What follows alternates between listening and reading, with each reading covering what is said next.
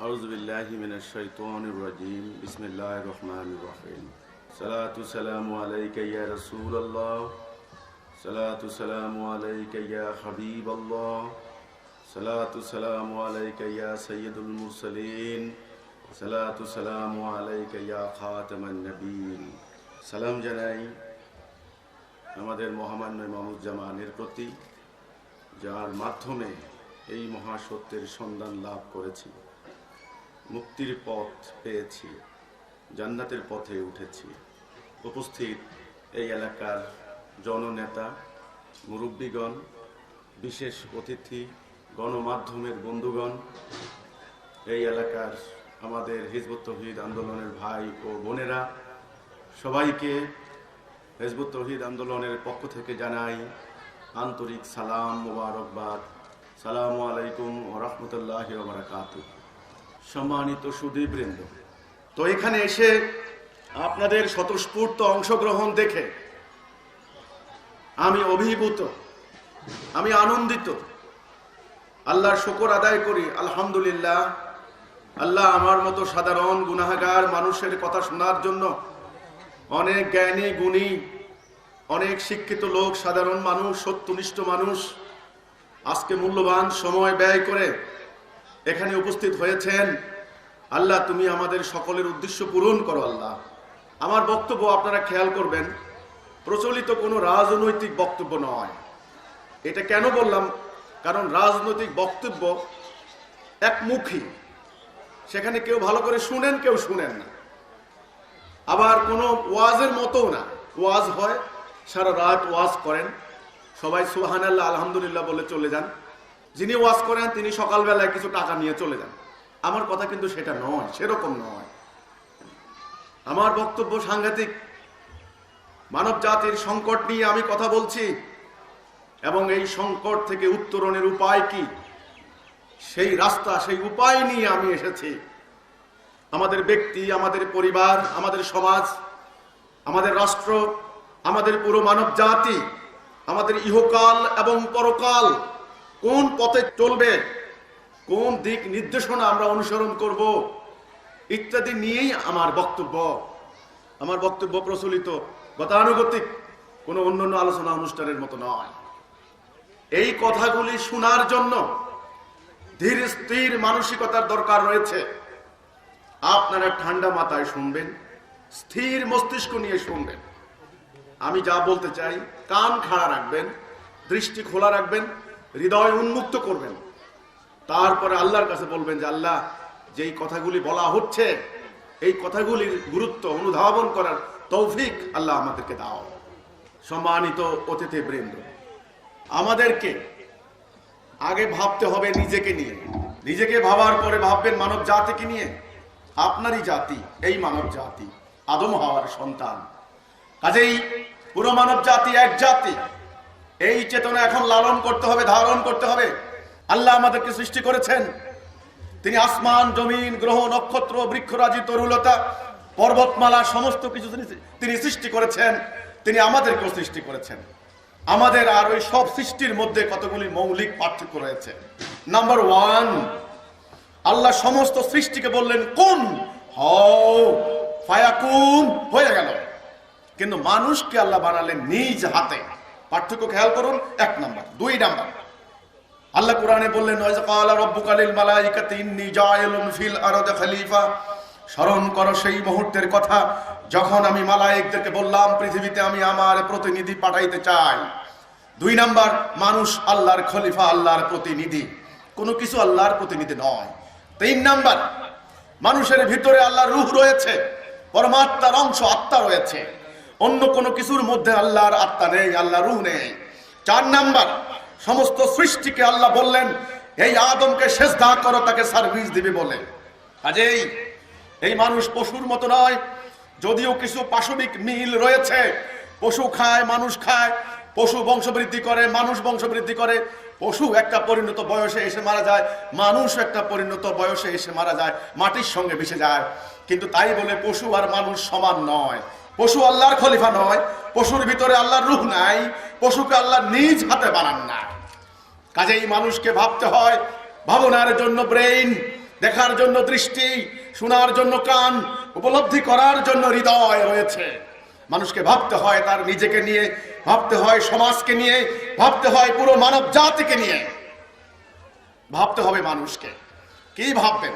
সর্বপ্রথম ভাববেন আমি কে, আমি কে, কোথা থেকে এসেছি, কোথায় আমি ছিলাম, কোথায় আমি যাব, এখানে আমার কি কাজ, আমার গন্তব্য কোথায়, এখানে আমার কর্তব্যটা কি, মৌলিক কর্তব্য। এটা হলো নিজেকে নিয়ে ভাবা। নিজের সম্পর্কে জানো। এই নিজের সম্পর্কে না জানলে অন্য মানুষ সম্পর্কে আপনি জানবেন না। কাজেই এখন প্রথম কথা হচ্ছে আমি মানুষ নই কেবল, আমি আল্লাহর খলিফা, আল্লাহর প্রতিনিধি। মানুষ শুধু দেহধারী নয়, তার একটা আত্মাও রয়েছে। দেহ এবং আত্মা এ দুইয়ের সমন্বয়ে তার পূর্ণাঙ্গ মানুষ। তেমনি খালি ইহকাল নয়, এই যে আমরা জীবন ধারণ করছি, খাচ্ছি, দাচ্ছি, ঘুমাচ্ছি, এটাই আমার জীবন নয়। এই জীবনের পরজীবন, পরকাল রয়েছে আমার জন্য। তাহলে দেহ এবং আত্মা যেমন আমি, ইহকাল পরকালে দুই কাল নিয়েই আমার জীবন, নাকি?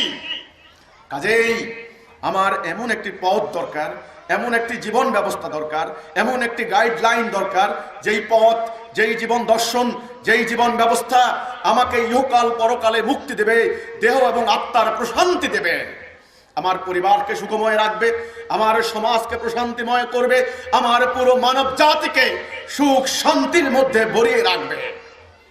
এটাই হচ্ছে এমন একটা জীবন ব্যবস্থার প্রয়োজনীয়তা। কাজেই আমি সেই প্রসঙ্গ নিয়েই এসেছি। আজকে তো মানুষ ভাবে না, ভাবনার টাইম নাই।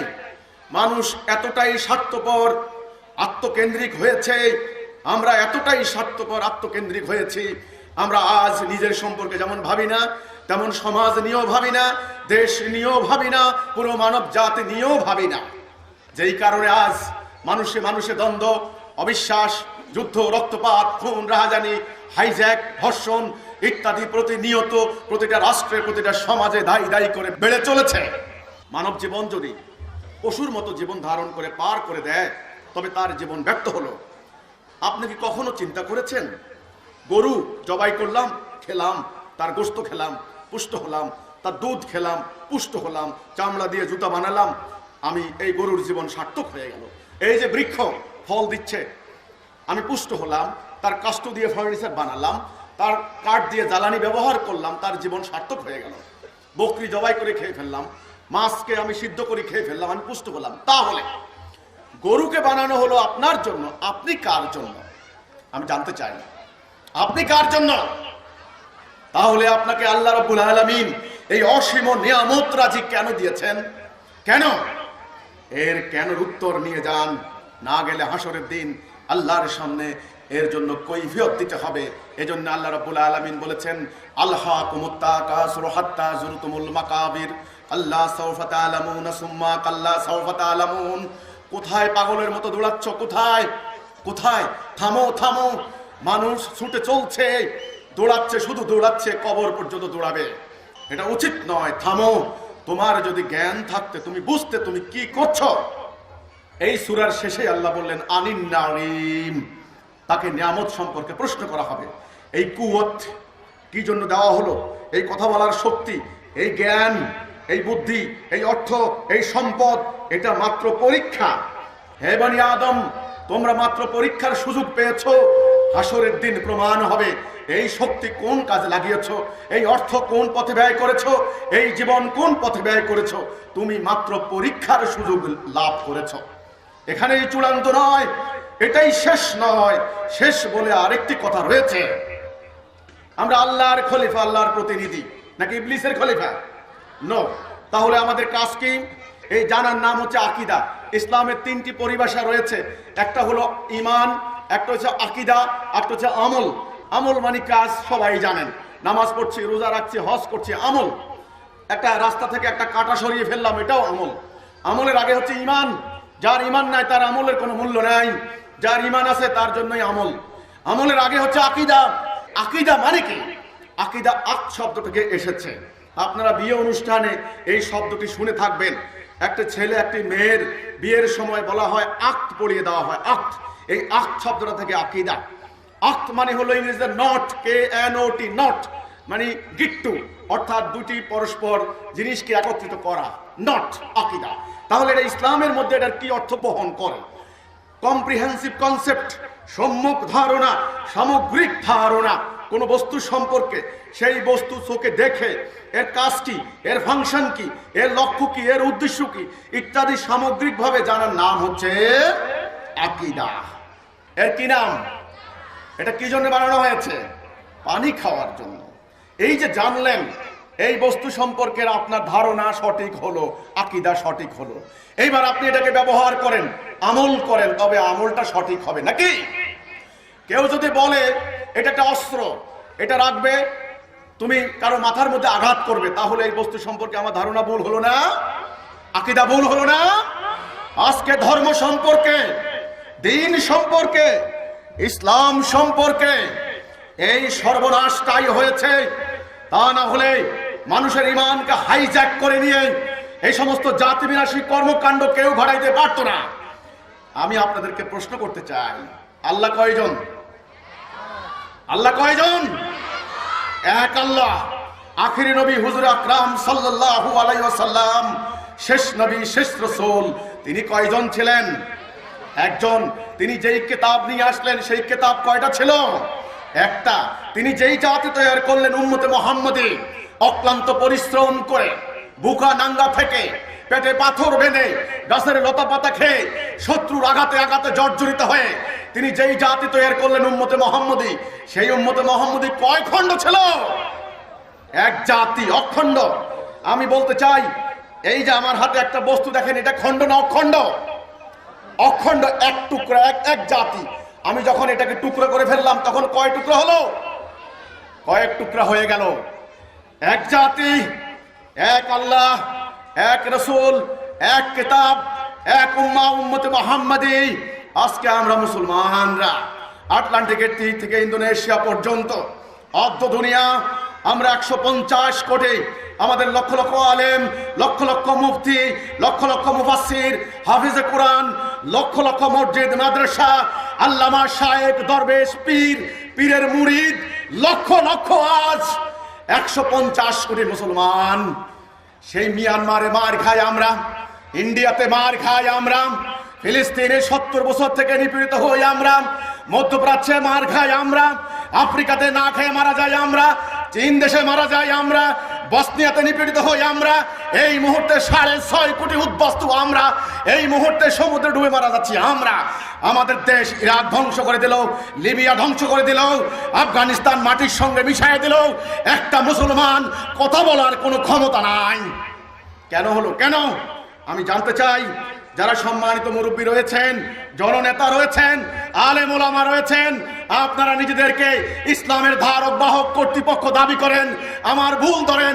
আমি সাধারণ গুনাহগার মানুষ, আমার বাড়ি ঠিক বাংলাদেশের দক্ষিণাঞ্চলে, সেখান থেকে আমি এই বগুড়ায় এসেছি। আমি আজ এই প্রশ্নটা আমাদের মাননীয় প্রধানমন্ত্রী থেকে শুরু করে পাড়ার প্রত্যেকটা মসজিদের ইমাম পর্যন্ত প্রত্যেককে আমি করে যাচ্ছি। আমার প্রশ্নের উত্তর দিতে হবে, তা না হলে এই জাতি বাঁচবে না। আল্লাহ রহম, আলহামদুলিল্লাহ, জাতি রক্ষার উপায় চলে এসেছে। রোগের কারণ যখন উদ্ভাবন হয়ে গেল, রোগের ঔষধও চলে এসেছে নাকি? আলহামদুলিল্লাহ, আল্লাহ শুকর। কাজেই আকীদা গুরুত্বপূর্ণ। এক ইসলাম, এক কোরআন, এক রাসূল, এক আল্লাহ। ইসলামের তো এত রং হতে পারে না, এত চেহারা হতে পারে না। কোনটা ঠিক? উত্তরবঙ্গের পীর মানেন না দক্ষিণবঙ্গকে, দক্ষিণবঙ্গের পীর মানেন না ঢাকার পীরকে, ঢাকার পীর মানেন না মানিকগঞ্জকে, আলিয়া মাদ্রাসার আলেমরা মানেন না কাউমি মাদ্রাসাকে, কাউমি মানেন না আলিয়াকে, শিয়া মানে না সুন্নিকে, সুন্নি মানে না শিয়াকে, পাকিস্তানের আলেমরা কাফের বলে ইরানিকে, ইরানিরা বলে মিশরীয়কে। কার কথা মানবে? ইসলামের নামে যত দল আছে, খেজুর গাছ, আম গাছ, তাল গাছ, বট গাছ, অন্য গাছের নাম বললাম না, সবাই বলে আমাকে ভোট দাও, তোমরা জান্নাত যাবে। জান্নাতের রাস্তা কি এতটা? কার কথা ঠিক? কোন পথ ঠিক? কার বর্ণনা ঠিক? আমি জানতে চাই।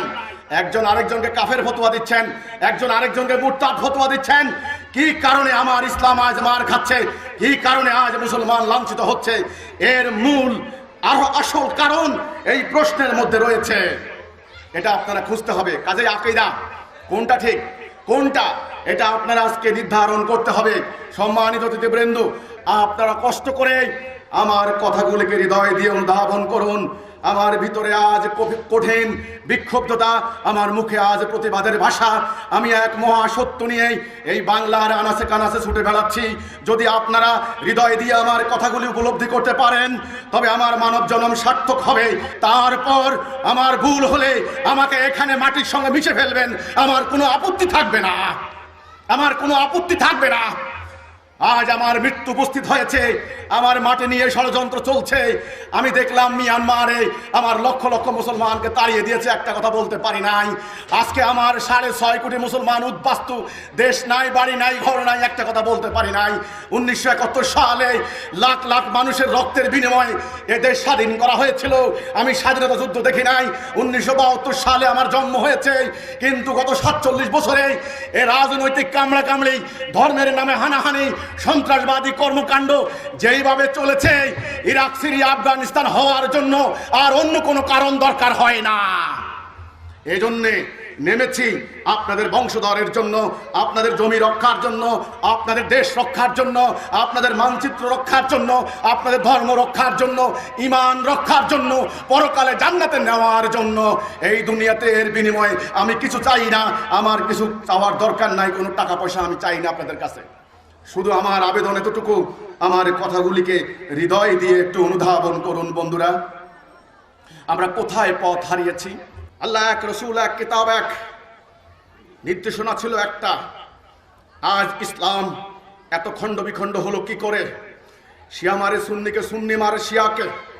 যারা সচেতন আছেন, তথ্যাভিজ্ঞ মহল আছেন, শিক্ষিত জন আছেন, পত্রপত্রিকা পড়েন, আপনারা জানবেন ইরানের নেতৃত্ব হলো শিয়া ব্লক। আমেরিকা, রাশিয়া থেকে এ পর্যন্ত যত অস্ত্র কিনেছে 10-12টা শিয়া প্রভাবাধীন রাষ্ট্রকে একত্রিত করেছে। আমার জানা মতে শিয়ার প্রতিটা বুলেট ব্যবহৃত হয়েছে মুসলমানদের বুকে। সৌদি আরবের নেতৃত্বে 30-35টা সুন্নি দেশ। আমার জানা মতে ইউরোপ, আমেরিকা থেকে, রাশিয়া থেকে যত অস্ত্র কিনেছে প্রত্যেকটা বুলেট ব্যবহৃত হয়েছে মুসলমানের বুকে। শিয়া মারে সুন্নিকে, সুন্নি মারে শিয়াকে। এই বলে ওই কাফের, ওই বলে ওই কাফের। আমি জানতে চাই, কে জান্নাত যাবে? শিয়া যাবে না সুন্নি যাবে? কেউ জান্নাত যাবে না। জান্নাত যাবে মুমিন, শুধুমাত্র মুমিন জান্নাত যাবে। ইয়াগফিরু লাকুম যুনুবাকুম আয়াদখিলকুম জান্নাতিন তাজরি মিন তাহতিহাল আনহার। সমস্ত গুনাহ ক্ষমা করে দিয়ে নহর প্রবাহিত যুক্ত জান্নাতে প্রবেশ করাবেন আল্লাহ মুমিনকে, শিয়াকেও না, সুন্নিকেও না। এই কথাটা বুঝতে হবে। আজ ইসলামের এত চেহারা কি করে হলো? 1 কোটি ইহুদির হাতে মার খাচ্ছে 150 কোটি মুসলমান, তবু হুঁশ নাই, একটু চিন্তা করে না ব্যাপারটা কি? আল্লাহ কি ইহুদির পক্ষে নাকি মুসলমানদের পক্ষে? দুনিয়াতে যারা মার খায়, আমি যতটুকু জানি পরকালেও তাদের জন্য জাহান্নাম রয়েছে। রাসূল পাক সাল্লাল্লাহু আলাইহি ওয়াসাল্লাম বলেছিলেন, ইহুদি জাতি হয়েছিল 72 ভাগে বিভক্ত, আমার উম্মাহ হবে 73 ভাগে বিভক্ত। 1 ভাগ জান্নাত যাবে, বাকি 72 ফেরকা জাহান্নাম যাবে। আজকে রাসূলুল্লাহর সেই কথা অক্ষরে অক্ষরে সত্য প্রমাণিত হয়েছে। আমি বলতে চাই, জান্নাতে যাওয়ার পথ কি এতটা? জান্নাতে যাওয়ার জন্য, স্বর্গে যাওয়ার জন্য কেউ মন্দিরে যাচ্ছেন, কেউ গির্জায় যাচ্ছেন, কেউ প্যাগোডায় যাচ্ছেন, কেউ মসজিদে যাচ্ছেন, সবাই হ্যাভেন, স্বর্গ, জান্নাতে যাবেন। ঠিক আছে, জান্নাতে যান। আর মুসলমানদের মধ্যে কেউ মাজারে যাচ্ছেন, কেউ মসজিদে যাচ্ছেন, কেউ ওই পীর, কেউ ওই পীর। আমি তো আগেই বলেছি কি বিভিন্ন ধরনের রাজনৈতিক দলে যোগ দিয়েছেন, ইসলামের নামে দল। আবার কেউ আছেন জঙ্গিবাদী দল, বলে কি এগুলা সব খারাপ, জঙ্গিরাই ঠিক। বাস কোন দল তাহলে কারেক্ট? ওই বোকো হারাম, IS, আল কায়দা, তালেবান, আমাদের এখানে আছে আনসারুল্লাহ, কত কি, এইভাবে সারা ওয়ার্ল্ডে। আমার প্রশ্ন হলো এইটা, কোন মার্কার মধ্যে সিল দিলে জান্নাত হবে? না মানুষের বুকে বোম মারলে জান্নাত হবে? না ঘরের দরজা বন্ধ করে আমি সুবহানাল্লাহ সুবহানাল্লাহ তাসবিহ টিপলে জান্নাত হবে? না আমি কোনো কিছুই করলাম না, দরজা বন্ধ করে শুধুমাত্র 5 ওয়াক্ত নামাজ পড়লাম, শেষ। সমাজে কি হয় হোক না হয় আমার দেখার বিষয় না, আমি নামাজ পড়লাম, আমাকে জান্নাত চলে যাব আমি, নাকি? তাহলে কোন পথে জান্নাতে যাবেন? আমি জানতে চাই কোন পথ কারেক্ট, কোন পথ সঠিক, কোন পথে জীবন উৎসর্গ করবেন, সমস্ত সম্পত্তিও উৎসর্গ করবেন, কোন পথ? একটা কথা আছে, পথ যদি ভুল হয় গন্তব্যে আপনি জীবনেও যেতে পারবেন না। ধরুন আপনি ঢাকা রাজধানীতে যাবেন, যাওয়ার আগে আপনাকে চিন্তা করতে হবে রাস্তা কোন দিকে, আমি যাব রাজধানীতে, কোন দিকে গেলে আমি রাজধানীতে পৌঁছতে পারবো। আপনি সঠিক পথ নির্ধারণ করতে হবে না, সঠিক পথ বাছাই করতে হবে না। পথ যদি ভুল হয় কোনোদিন আপনি কি রাজধানী ঢাকায় পৌঁছতে পারবেন, অর্থাৎ গন্তব্যে পৌঁছতে পারবেন? আপনি রংপুরের রাস্তায় উঠলেন, সময় ঠিকে গেল, কষ্ট ঠিকে করলেন, সারা রাত গাড়ি চললো, সকালবেলা গাড়ি থেকে নামলেন, দেখলেন রংপুর চলে এসেছেন। সেখানে দেখবেন যে আরে রাজধানী কোথায়? তো এখন লোকেরা জিজ্ঞাসা করবেন, ভাই এটা কি ঢাকা রাজধানী? বলবেন, ভাই আপনার মাথা খারাপ হয়েছে নাকি, আপনি রাস্তা ভুল করেছেন। আপনার রাস্তা ভুল হয়েছে, সময় ঠিকে গড়িয়েছে, অর্থ ঠিকে খরচ হয়েছে, কষ্ট ঠিকই হয়েছে, কিন্তু গন্তব্যে পৌঁছতে পারেন নাই। কি কারণে? পথ ভুল। এই জন্যই আল্লাহ রাব্বুল আলামিন বান্দাকে জান্নাতে যাওয়ার জন্য যেই পথ দেখালেন সেই পথের নাম তিনি দিলেন হেদায়া, সিরাতাল মুস্তাকিম, সহজ সরল পথ, রাইট ডাইরেকশন। সূরা ফাতিহার মধ্যে আপনারা পড়েন ইহদিনাস সিরাতাল মুস্তাকিম, আল্লাহ রাব্বুল আলামিন তুমি আমাদেরকে সহজ সরল পথে, সোজা পথে পরিচালিত করো।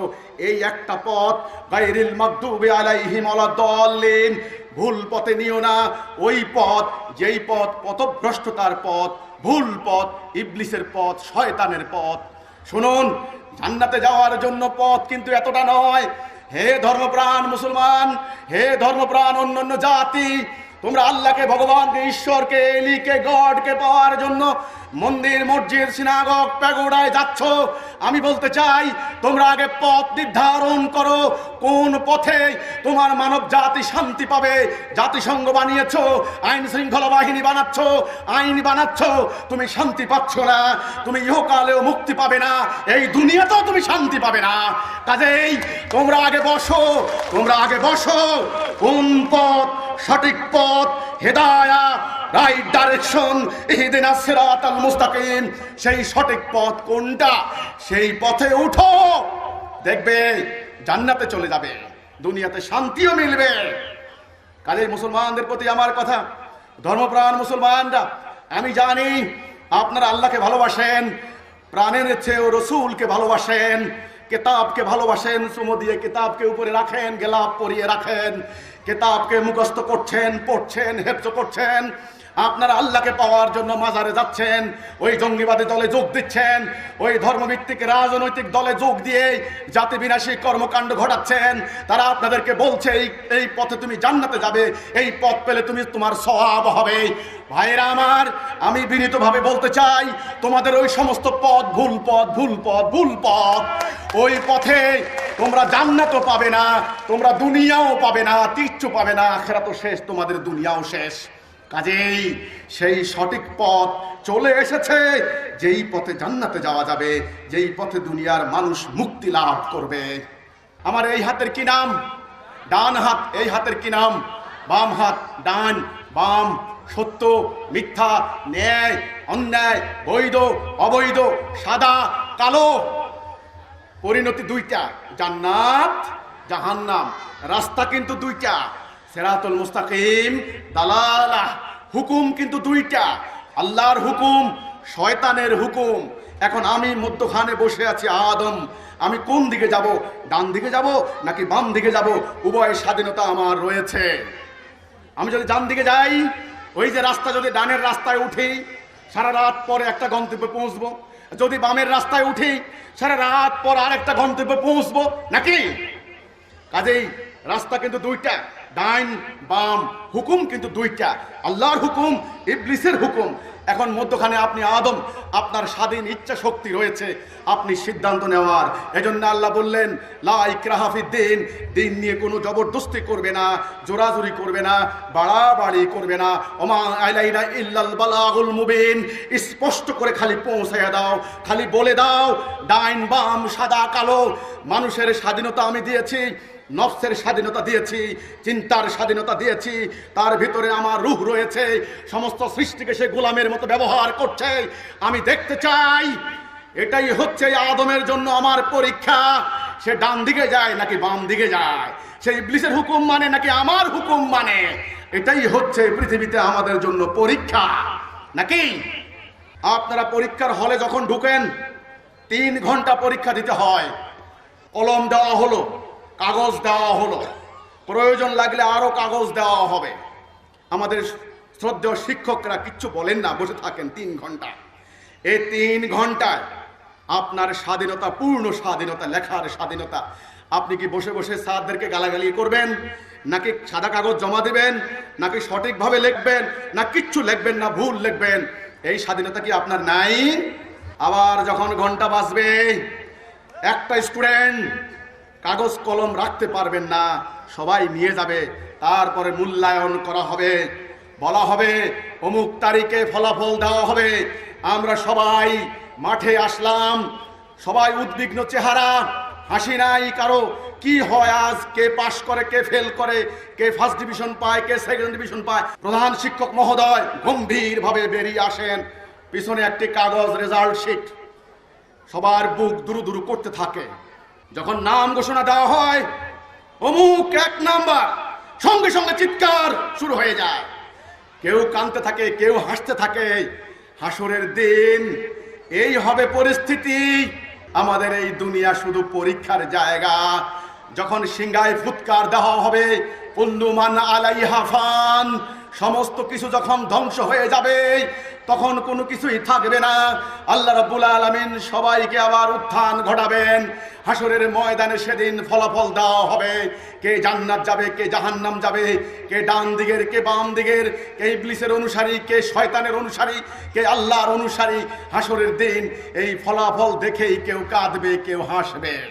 কাজেই এই পরীক্ষার জায়গা, বন্ধুরা, ভাইয়েরা, মায়েরা, বোনেরা, এই পরীক্ষার 3 ঘন্টা অবহেলা করেন না। প্রতিটা মুহূর্ত গুরুত্বপূর্ণ, প্রতিটা মুহূর্ত, প্রতিটা মোমেন্ট গুরুত্বপূর্ণ। আপনি কারো দিকে দৃষ্টি দিবেন না। আপনার জীবনটাকে জঙ্গিবাদ, সন্ত্রাসবাদের দিকে ধ্বংস করে দিবেন না, মাদক খেয়ে ধ্বংস করে দিবেন না, অপরাজনীতিকদের, ধান্দাবাজের রাজনীতিকদের হাতিয়ারে ব্যবহৃত হয়ে আপনার লাইফকে ধ্বংস করে দিবেন না। আপনাকে ভাবতে হবে নিজেকে নিয়ে, আপনার মানব জাতিকে নিয়ে, আপনার এই মাটিকে নিয়ে, সমস্ত দুনিয়াকে নিয়ে আপনাকে ভাবতে হবে। আপনার অনেক বড় দায়িত্ব, অনেক বড় কর্তব্য, অনেক বড় ডিউটি। এই দুনিয়াতে আল্লাহকে বিজয়ী করাই হচ্ছে আপনার মুখ্য ইবাদত, প্রধান কর্তব্য। এজন্য আল্লাহ সূরা যারিয়াতে বলেছেন, ওমা খালাকতুল জিন্না ওয়াল ইনসান ইল্লা লিয়াবুদুন, জিন এবং ইনসানকে ইবাদত ছাড়া আমি অন্য কিছুর জন্য বানাই নাই। আমাদের আপনাদের মূল ইবাদতটাই হচ্ছে এটা। এই পৃথিবীর বুকে শুধুমাত্র ইবলিসের চ্যালেঞ্জে আল্লাহকে বিজয়ী করা। এখন বুঝছেন আকীদা কি? আকীদা হলো কম্প্রিহেন্সিভ কনসেপ্ট, ইংরেজিতে বলেন, বাংলাতে হলো সম্যক ধারণা, সামগ্রিক ধারণা, ওভারঅল আইডিয়া, সম্পূর্ণ ধারণা। একটা বস্তু চোখে দেখে কি, কেন, জেনে বুঝে কাজ করা। আমল করেন, আমার কোনো আপত্তি নাই।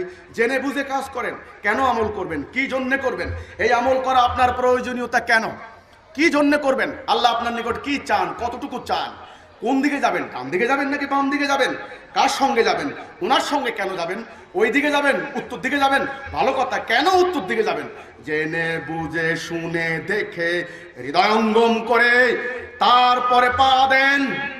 ডান পাও আপনার, বাম পাও আপনার, ডান হাতও আপনার, বাম হাতও আপনার।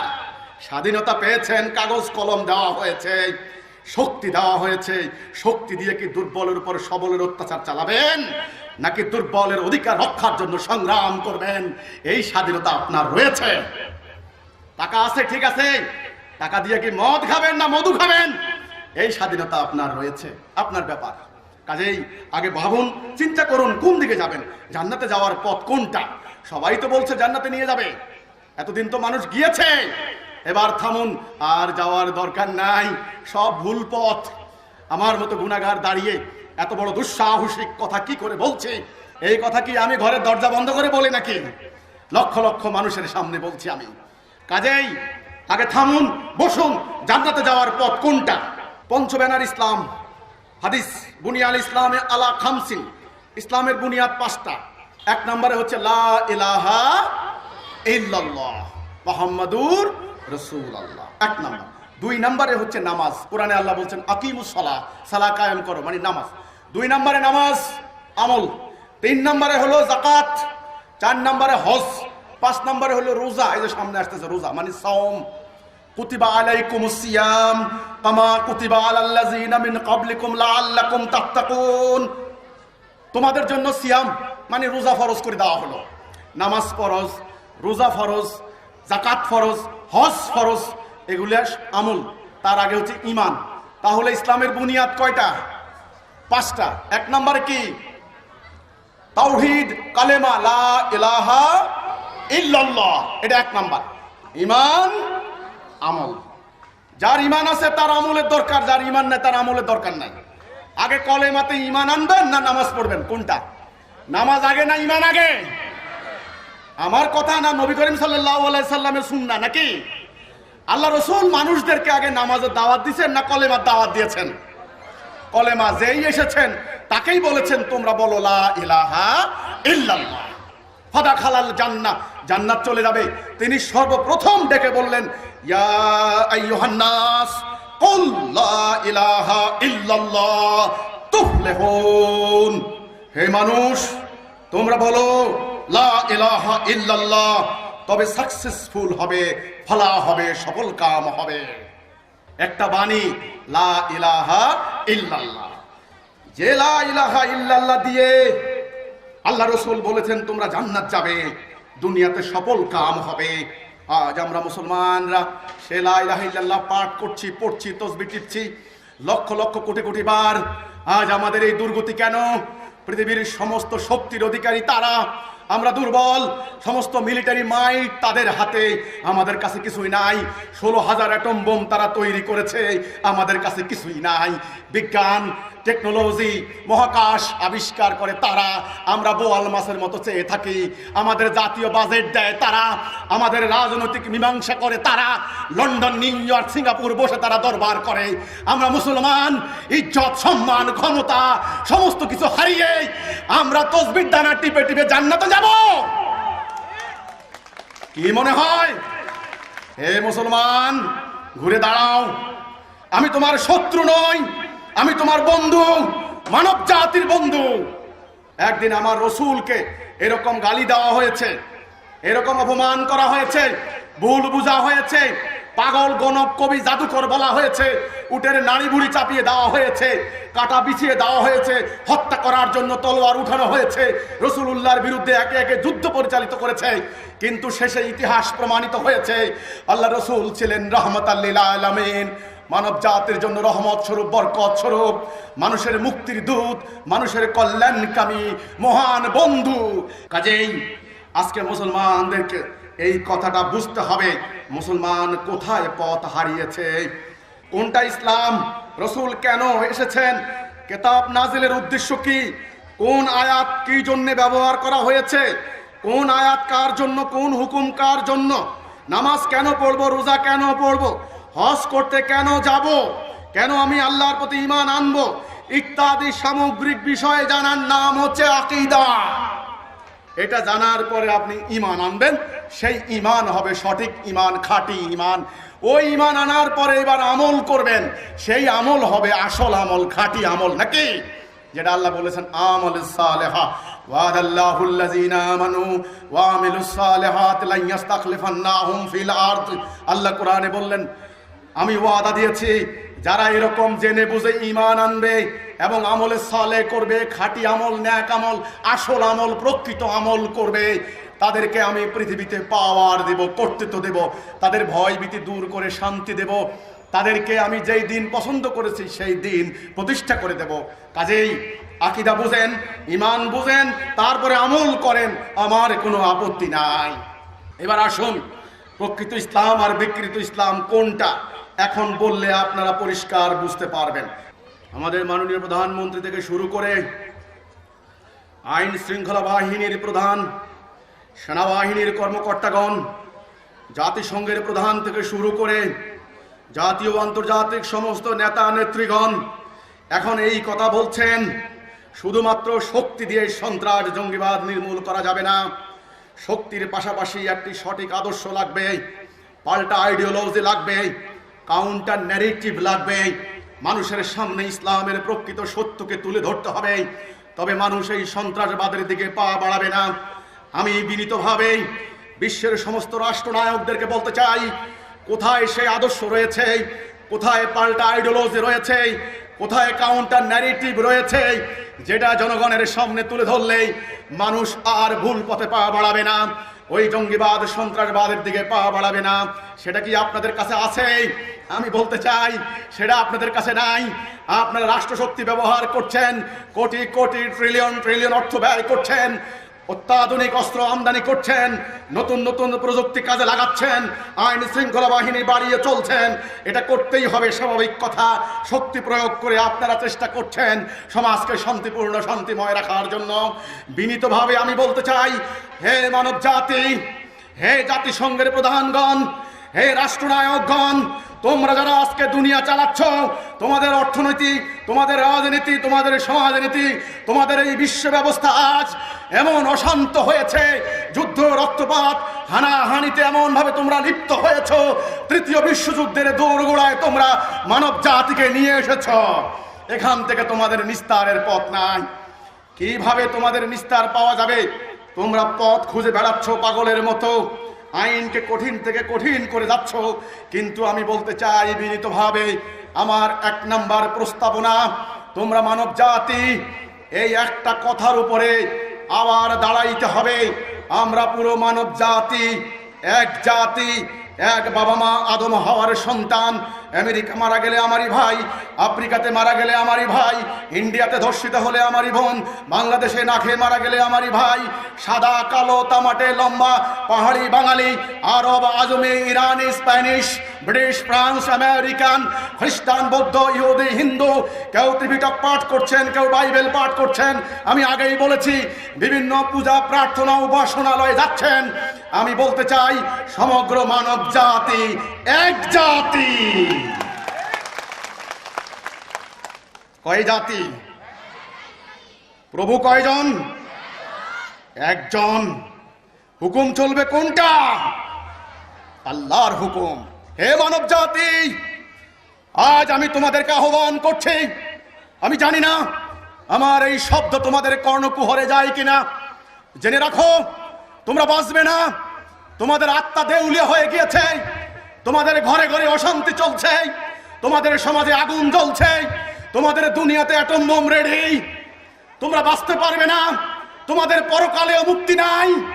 এক শয়তান প্রতারক ইবলিস তোমাদেরকে পথভ্রষ্ট করেছে, তোমাদেরকে দালালাতে নিয়েছে, তোমাদেরকে বাম পথে নিয়েছে।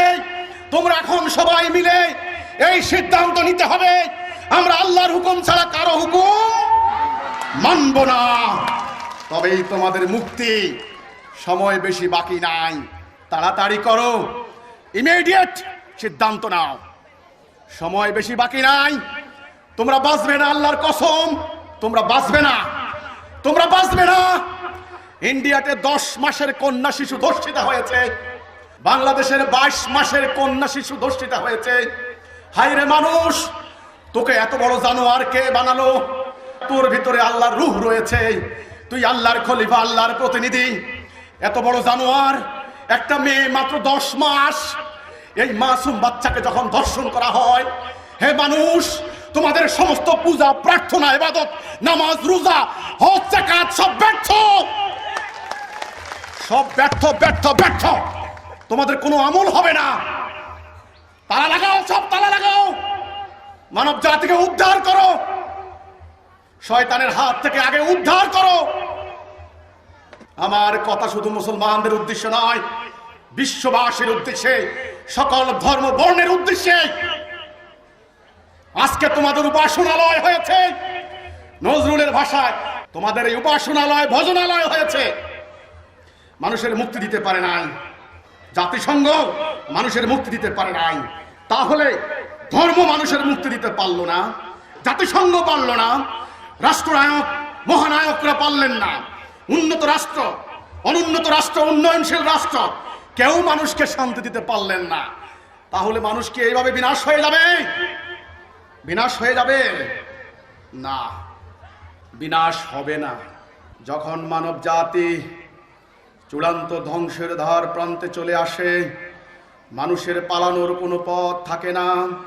প্রতারক শয়তান ইবলিস যখন মানুষকে পথ ভুলিয়ে পালিয়ে যায়, মানুষের সমাজে যখন অন্যায় অবিচার চলতে থাকে, তখন আল্লাহ রাব্বুল আলামিন যুগে যুগে দয়া পরবশ হয়ে নবী রাসূলদেরকে পাঠিয়েছেন সিরাতুল মুস্তাকিম দিয়ে, হেদায়া দিয়ে।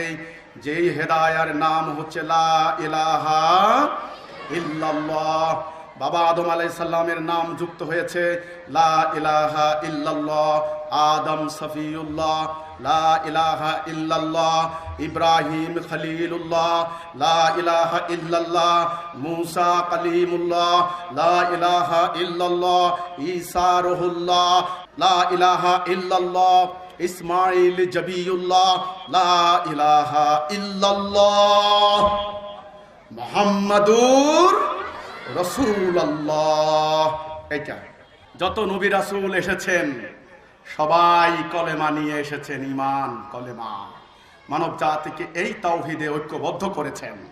কলেমায় মানুষকে কি পরিবর্তন করে, ঈমান মানুষকে কি পরিবর্তন করে শুনুন। ঈমান মানুষকে কিভাবে পশু থেকে মানুষে রূপান্তরিত করে। শুধু মানুষ নয়, রাদিয়াল্লাহু আনহুম ওয়া রাদু আনহু, মুমিন বানায়, আল্লাহর প্রতি রাজি খুশি বানায়। সমাজকে কি করে শান্তিপূর্ণ করে, পরিবারকে কি করে শান্তিপূর্ণ করে। ঈমান কলেমা। আজ আমরা সেই ঈমান হারিয়েছি, আজ আমরা সেই কলেমা হারিয়েছি। আমি আমার কথা বারবার যেখানে আনতে চাই সেটা হচ্ছে এই, আমাদের হিজবুত তাওহীদ আন্দোলনের নাম হচ্ছে হিজবুত তাওহীদ। এই তাওহীদ মানে হলো কলেমার দল, আল্লাহর একত্ববাদের দল, আল্লাহর সার্বভৌমত্বের দল। কেন আমরা মানুষকে তাওহীদের দিকে ডাকছি? এই কথার উত্তর, এই কথার তাৎপর্য এখানে রয়েছে। আল্লাহ রাসূল মক্কায় ওই মানুষগুলিকে একটা কথার দিকে ডাকলেন, তোমরা বলো লা ইলাহা ইল্লাল্লাহ মুহাম্মাদুর রাসূলুল্লাহ। এই কথা প্রথম প্রথম তারা বুঝতে পারে নাই। তারা রাসূলুল্লাহকে মার দিয়েছে, অপমানিত করেছে। ওই ধর্ম ব্যবসায়ীরা, আবু জেহেলরা, আবু লাহাবরা, উমাইয়ারা, তারা ছিল মক্কার পুরোহিত, কাবার পুরোহিত।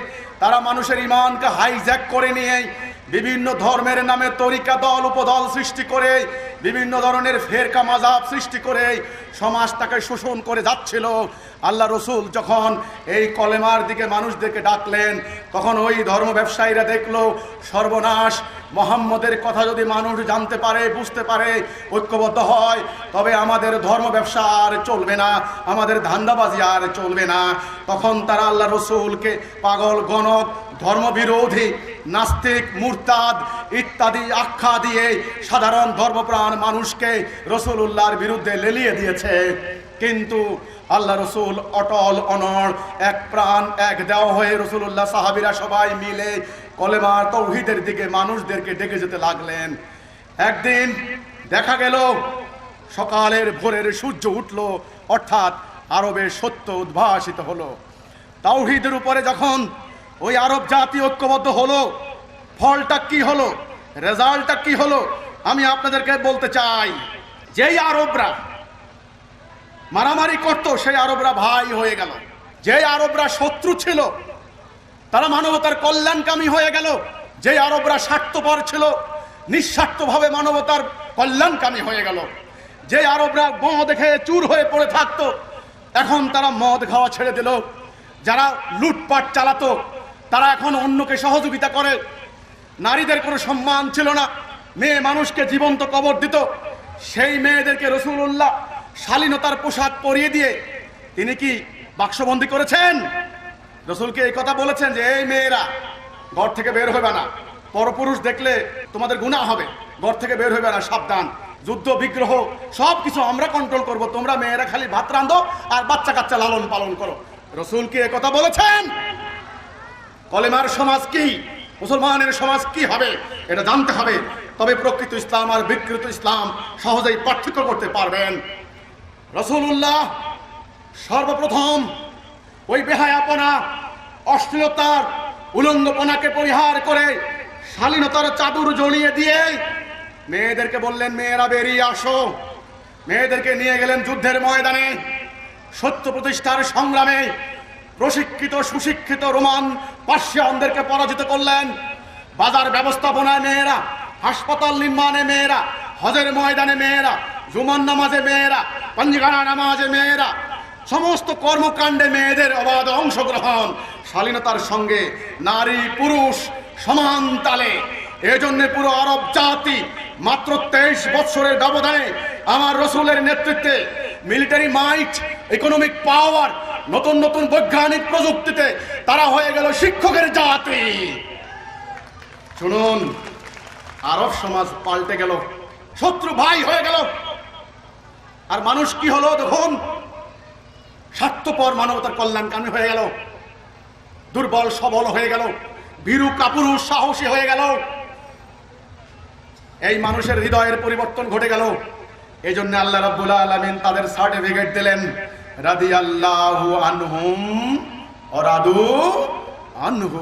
তারা সাহাবীরা মানুষের ভিতরের পরিবর্তন, পরিবারের পরিবর্তন, সমাজের পরিবর্তন, পুরো মানব জাতির পরিবর্তন করলেন যে রহমতুল লিল আলামিন। পরিবর্তন করার পরে কি হলো দেখুন, একা একটা মেয়ে মানুষ রাতের অন্ধকারে স্বর্ণ অলংকার পরিহিত অবস্থায় শত শত মাইল পথ হেঁটে চলতো। আল্লাহ এবং বন্যজন্তুর ভয় ছাড়া কোনো ভয় থাকতো না। শুনুন, মেয়ে মানুষ সুন্দরী, গায়ে অলংকার, রাতের বেলা একা একা। কল্পনা করুন কেমন সমাজটা, ভাবতে পারেন? 22 মাসের কন্যা শিশু। হায় হায় হায় রে মানুষ, হায় হায় রে মানুষ। তোর কিসের নামাজ, কিসের পূজা, কিসের প্রার্থনা, কিসের শুক্রবার, কিসের শনিবার, কিসের রবিবার, কিসের কি, কিসের ঈদ, কিসের পূজা, কিসের প্রার্থনা, কিসের বাইবেল, কিসের ত্রিপিটক, কিসের জেন্দাবেস্তা, কিসের কোরআন, কিসের হাদিস? তুই তো মানুষের, তুই পশু। পশু আগে মানুষ হ, তারপরে মোমেন হ। কাজেই যেই কলেমা আল্লাহ রসুলের এই সমাজকে পাল্টাই দিল, শুনুন এবার মানুষের অধিকার কি করে পাল্টাই দিল শুনুন। মক্কা বিজয়ের দিন আল্লাহ রসুল দুখান প্রধান কাজ করলেন। 1 নাম্বার, কাবা ঘর পরিষ্কার করলেন ধুয়ে মুছে। 2 নাম্বার, তিনি হযরত বেলালকে ডাকলেন। বেলাল বললেন, লাব্বাইক ইয়া রাসূলুল্লাহ। এই বেলাল কোন বেলাল? ব্যাপারটা বুঝতে হবে। তিনি হচ্ছেন কৃতদাস বেলাল, যার কোনো কথা বলার অধিকার নাই, খাবারের নিশ্চয়তা নাই, তার কোনো পোশাকের নিশ্চয়তা নাই, কোনো নিরাপত্তা নাই। ঈমান আনার কারণে শুধু মায়ের আর মায়ের, সারাদিন উনাকে মরুভূমির উত্তপ্ত বালুর মধ্যে উনাকে শুয়ে রাখা হতো, তারপরে সকালবেলা আনতো। সেই বেলাল কৃতদাস বেলাল। এই বেলালকে আমি বলি বিশ্বের নিপীড়িত মানুষের প্রতিনিধি বেলাল, অধিকার হারা বঞ্চিত অসহায় মানুষের প্রতিনিধি বেলাল। শুনুন, হযরত বেলালকে রাসূল বললেন, বেলাল লাব্বাইক ইয়া রাসূলুল্লাহ, কাবার উপরে ওঠো। এই কাবা কোন কাবা? সমস্ত দুনিয়ার মুমিন মুসলমানরা যেই কাবাকে সামনে রেখে সেজদা করে, কাফেররা পর্যন্ত কাবাকে শ্রদ্ধা করত, দাড়ি দিয়ে কাবা পরিষ্কার করত, ঝাড়ু লাগাইতো না। ওই কাফেররাও পবিত্র ঘর হিসেবে সম্মান করতো কিনা? সেই কাবার উপরে বেলালকে উঠালেন, বললেন আজান দাও। আজান দিলেন। ইতিহাস রচিত হলো, নতুন ইতিহাস। আল্লাহ রসুল প্রমাণ করে দিলেন, মানুষ ঊর্ধ্বে, মানবতা ঊর্ধ্বে, মুমিনের সম্মান কাবার ঊর্ধ্বে। রসুল পাক সাল্লাল্লাহু আলাইহি সাল্লাম এই তাওহীদ দিয়ে, আল্লাহর হুকুম দিয়ে, প্রকৃত ইসলাম দিয়ে, আল্লাহর দেওয়া প্রকৃত আদর্শ দিয়ে তিনি আরব সমাজটাকে পাল্টাই দিলেন, মানব জাতিকে পাল্টে দিলেন। তারপরে তিনি আল্লাহর কাছে চলে গেলেন। যাওয়ার সময় তিনি বলে গেলেন, সাবধান, তোমরা ঐক্য নষ্ট করবে না, তোমরা হানাহানি করবে না, তোমরা একজন নেতার আদেশ শুনবে, তার কথা মানবে, তোমরা সংগ্রাম করবে, সাবধান, তোমরা পথভ্রষ্ট হবে না। রাসূল চলে যাওয়ার পর 60-70 বছর মোটামুটি আমরা ঠিক ছিলাম। তারপরে গত 1300 বৎসর কাল পরিক্রমায় আল্লাহ রসুলের সেই প্রকৃত ইসলাম বিকৃত হতে হতে হতে হতে হতে হতে হতে আজ সম্পূর্ণ বিকৃত বিপরীতমুখী হয়ে গিয়েছে। অনেকে বলে নাউজুবিল্লাহ নাউজুবিল্লাহ, এই কথা কেমনে বলে? হিজবুত তাওহীদ ইসলাম বলে বিকৃত হয়েছে। কোরআন কি বিকৃত হয়েছে? না, কোরআন তো বিকৃত হয় নাই, কোরআন বিকৃত হতে পারবে না। আল্লাহ এর দায়িত্ব নিয়েছেন, আল্লাহ এর দায়িত্ব নিয়েছেন সূরা হিজরের 9 নম্বর আয়াতে। একে আমি নাজিল করেছি, আমি এর সংরক্ষণ করব। কোরআনের প্রতিটা বর্ণ, প্রতিটা লাইন, প্রতিটা বাক্য সঠিক রয়েছে, এটাকে কেউ বিকৃত করতে পারে নাই। এই জন্য আল্লাহ রসুল বলেছেন, ইসলাম শুধু নাম থাকবে, আমাদের নাম আছে ইসলাম, আমরা মুসলমান। কোরআন শুধু অক্ষর থাকবে, অক্ষর, আমার কথা না হাদিস। কোরআনের অক্ষর মুখস্থ করছি, কোরআনের তাফসীর করছি, ব্যাখ্যা করছি, ব্যবসা করে খাচ্ছি, হেফজ করছি, মুখস্থ করছি। কোরআনের শুধু অক্ষর আছে, কোরআনের হুকুম চলে না, বিধান চলে না, শিক্ষাও আমাদের মধ্যে নাই।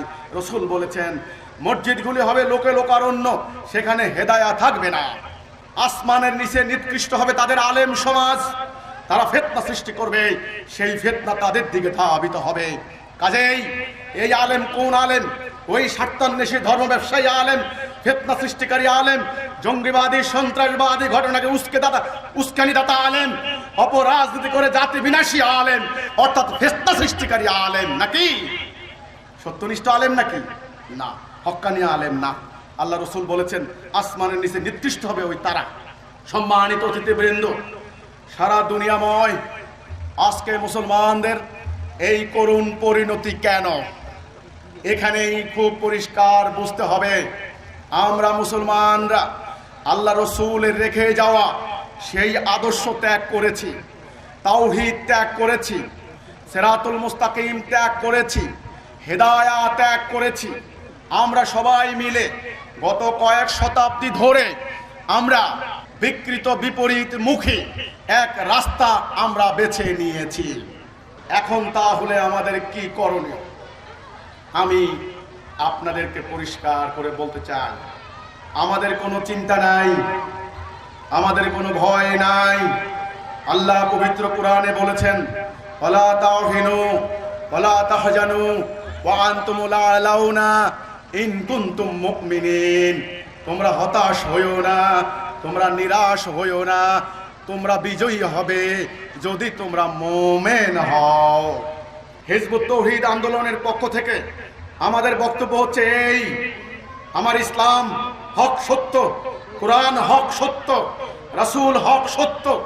আমরা যদি মুসলমানরা আবারও কলেমা তাওহীদ লা ইলাহা ইল্লাল্লাহ মুহাম্মাদুর রাসূলুল্লাহ এই কথার মধ্যে ঐক্যবদ্ধ হতে পারি, ধর্মের নামে চলা এই অধর্ম, এই অপরাজনীতি, সন্ত্রাসবাদী, জঙ্গিবাদী, ধর্ম ব্যবসা ইত্যাদি পরিহার করে এই একটা কথার উপরে এবং রাজনীতির নামে চলা এই দল ওই দল, এই পক্ষ ওই পক্ষ, ডানপন্থী বামপন্থী, গণতন্ত্রী সমাজতন্ত্রী, আল্লাহ রসুল আমাদেরকে এত ভাগ এত টুকরা করে যাননি।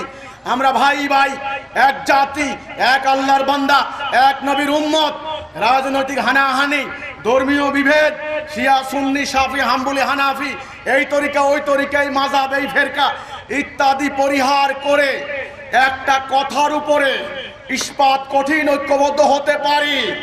আল্লাহর হুকুম ছাড়া কারো হুকুম মানব না, লা ইলাহা ইল্লাল্লাহ। তবে ওই আরব সমাজের মতো আমাদের সমাজ ভালো হয়ে যাবে? হবে না। শত্রু ভাই হয়ে যাবে। শত্রু কি হবে? ভাই হবে। দুর্বল কি হবে? সবল হবে। অনৈক্য ঐক্যবদ্ধ হবে। আমাদের হবে এক জাতি, আমাদের হবেন একজন নেতা, আমাদের সিদ্ধান্ত হবে একটা, আমাদের প্রত্যেকের জীবনের উদ্দেশ্য হবে একদিকে, সেটা হচ্ছে মানবতার কল্যাণ, মানুষের মুক্তি। তবে আমরা ইহকালে শান্তি পাবো, পরকালে জান্নাত পাবো। সেই পথ চলে এসেছে, আপনাদের আর কোথাও যাওয়ার দরকার নাই। আলহামদুলিল্লাহ, আপনারা সিরাতুল মুস্তাকিম পেয়ে গিয়েছেন, জান্নাতের পথ আপনারা পেয়ে গিয়েছেন। আজ আপনাদের সামনে সেই পথ উত্থাপিত হলো, প্রস্তাবিত হলো। আপনারা নেবেন কি নেবেন না আপনাদের ব্যাপার। আল্লাহ রাব্বুল আলামিন, তুমি সামিউম বাসির, তুমি লতিফুল খাবির, তুমি আলিমুল গায়েব, তুমি সব শুনো, সব দেখো। আমি গুনাহগার সাধারণ বান্দা, আমি তোমার রসুলের উম্মত, আমি আমার ইমামুজ্জামান জনাব মোহাম্মদ বাইজিদ খান পন্নীর পক্ষ থেকে এই বাণী, এই দাওয়াত নিয়ে এখানে এসেছি। আমি সবার সামনে বলেছি, জানি না কে বুঝেছে কে বুঝেন নাই। শেষ কথা বলতে চাই, আমাদের প্রকৃত ইসলাম যদি আমরা না ধারণ করি, এইভাবে যদি আমরা পথভ্রষ্ট হয়ে যাই, তবে আমাদের মাটিও থাকবে না, ধর্মও থাকবে না, ঈমানও থাকবে না।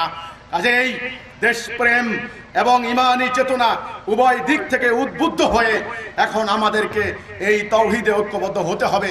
আমাদের লক্ষ্য সঠিক, আমাদের নিয়ত সহি।